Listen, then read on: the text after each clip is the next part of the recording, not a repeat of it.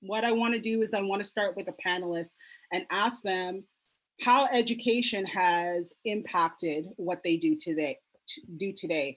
And I do want to note that education isn't always academic. Sometimes education comes from experience, learning on the job, and life skills, which is just as important as having those letters behind your name and walking across the stage to get that paper. Connie, I'll start with you.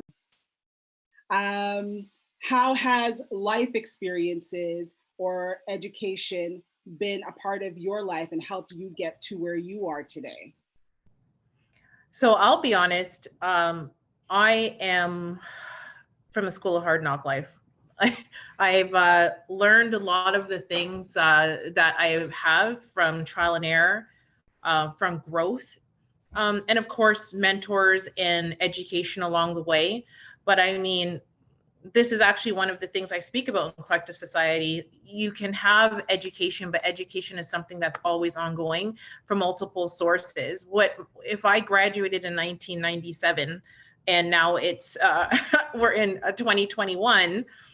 Obviously, along the way, you're going to have to fill things in, or there's some people who just feel that they've gone through enough, that have equivalent experience and or if not more. So I feel education is a state of mind. And then obviously the people that can't go to school and are told they can't do it and crave it, that's a sad state, because obviously education as well is important depending on what you want to do. If you want to get your MBA or your master's or become an expert of something and work in the government. So I think education on all levels is important, in a full approach to it, from like I said, just learning on your own and learning through an institution. Yeah. Well, I'm like Connie. I'm from the School of Hard Knocks, and probably in a position that I hold as general manager, you know, many of you would think I have my MBA, I have a business degree, and I don't have any of that. I did not attend post-secondary, but what I did do was I found a career that I was passionate about, which was cosmetics, and I've been in cosmetics my entire career. But that never stopped me from learning. And just like Connie, I was one of those individuals that wanted to align myself with people. I was willing to take a chance on me. I often put myself in positions that I wasn't maybe ready for, but I was always willing to learn. And I sought mentors and people around me that I wanted to align with and be more like. And that's how I learned. And, you know, and here I am, you know, running, you know, a large organization, but the same things apply. It's the passion, it's surrounding yourself with good people. So I would say to anybody that, you know, education comes in many forms. And, you know, I educated myself along the way. I joined associations, I joined groups where I could be a part of, where I would learn more. I think as long as you have a mindset that you're willing to learn and you're willing to listen, that is the key, because so many people, doesn't matter, you know, how many degrees you have, if you're not willing to listen and to learn from others, you're not going to grow and develop. And I think that was something that I always really focused on. So, you know, it's interesting to me that now I wouldn't even get this job because I don't have the degrees that you need to have. But I also think experience and those things are huge. And could I do it differently? I would absolutely do it. And is my son in university? He's absolutely in university, because times have changed. From, you know, many of the women that are on this call, it is important. So you do what you need to do. But I think passion and drive and the willingness to learn and to be teachable are the key things in life. Savanna, I'll start with you. How have you been able to kind of navigate that work-life balance and staying motivated to be open to this learning? I'm gonna say that I feel like in the past pandemic, I've been able to make lemonade out of lemons, if you want to say it like that, because I know I'm very fortunate in my industry. So I work in content with the Raptors, right, as a host and a producer. And like when I got like put on more full time with the Raptors, content was the one thing that was consistent, if not increased in consumption. People were just at home all the time, just watching any form of sports that they could the moment the NBA came back in the bubble, or watching, you know, anything that was BLM related, especially in the height of everybody's emotions within it. And so there's a need for content. And so I got I want to say I got lucky, but it's kind of funny because, you know, if you hang around a barbershop long enough, you're bound to get a cut. So I was around, you know, MLSE before that, while for a long time hustling. So the time that the opportunity came of being, one, a Black female, two, you know, knowledgeable enough to talk about the subject. Funny enough is that we talk about education. I wanted to go to school to get a certificate or even considering a master's degree in diversity and inclusion. And like fast forward to what I'm doing as well at work is internally, and keep in mind that the Toronto Raptors is owned by Maple Leaf Sports and Entertainment. And that's the biggest entertainment company in Canada.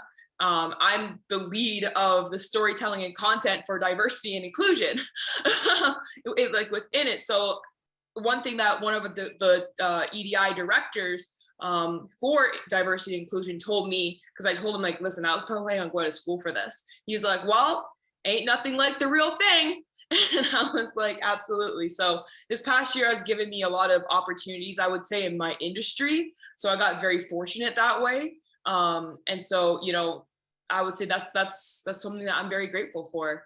So yeah, that's how I've made. As a mother, you're an entrepreneur. There's that added weight of, you know, you've had to hustle before, but have you found that you've had to hustle even harder now throughout the pandemic? And how do you manage to keep not just yourself motivated, but the family?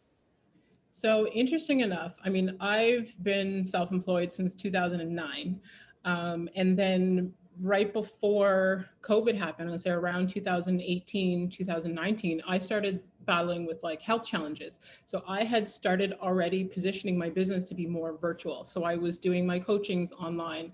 You know, after my surgery and I was at home in bed, I was recording podcasts from my bed with my bonnet on. No one had no idea that I was still, you know, I was still putting out podcasts every week.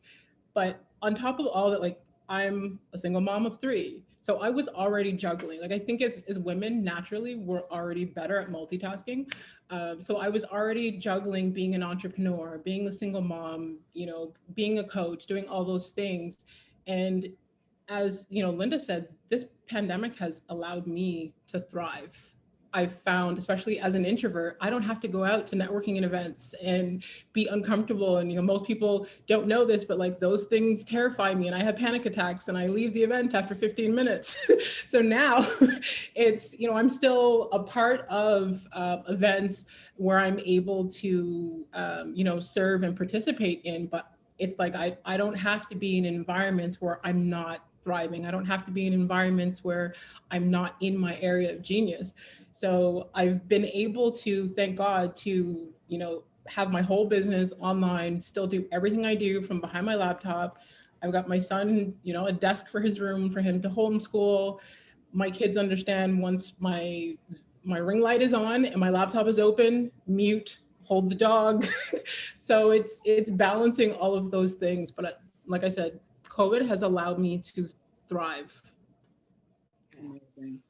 And Connie, I want you to answer the question too. How have you been able to stay motivated? Because you, like I said, you started a whole organization during the pandemic, and that's in addition to everything else that you're doing and being a parent and, you know, the side hustles and trying to, you know, do your own thing. How have you managed to stay motivated, especially now? That's a fully loaded question. Staying motivated to me has a lot of different parts to it. I had to actually go through a journey of self-discovery during this time, which I'm sure we've all done. You reflect and you start to humble yourself. You start to think back, did that really mean that much?